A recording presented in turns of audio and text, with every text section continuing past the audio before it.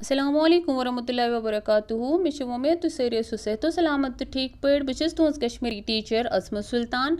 आज सोन मौजू क्रिकेट यमिक जन आज दयम हिस्सु पर्न वनु सा गोड़ मे क्रिकेट मैच कत आव गोड़ गिंद यानी कत मुल्कस मं। शाबाश इंग्लैंडस मं वो परो अजुक सबक। बैट्समैनस बॉलर सजन बालन पेवान सिद सोद मुकाबल करन यानी यम अमिस बाल त्रावान यह तिमन मुकाबल करान। तथ कलस हेलमेट दित जंगन छस लेग गार्ड गंडित आसान तो अथन हैंड ग्लोव्स लगित योड़ छुस आसान एब्डोमन पैड गंडित यम चीज तमिस छोक लगने निश बचावान यानी कि येली यम चीज गंडान सह जख्मी गसने निश बचान।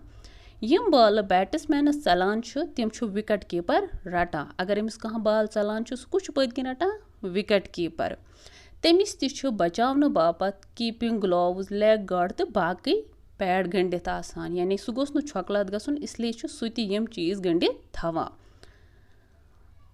प्रेत मैचस दौरान 3 अंपायर पूरा हेस हुशार सान कवस रोजान तो फैसला दिवान।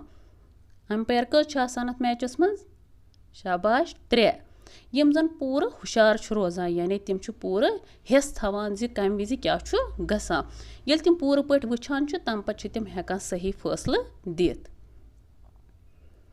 मैच दोयो किस्मन हिंद गिंदने यवान कुस कुस मैच तह ना पता छना गिंदान 50-50 गिंदान बे गिंदान वनडे मैच तुना तुम पता वुचमुत वनडे मैच शाबाश। जेनुन हारुन ज्यादा विकेटन पे या कम रनन पे दारमदार युस टीम ज्यादा रन कर सुई जेनान अगर कंस ज्यादा विकेट फॉल गसान यानी पेवान ज्यादा विकेट तिम हारान।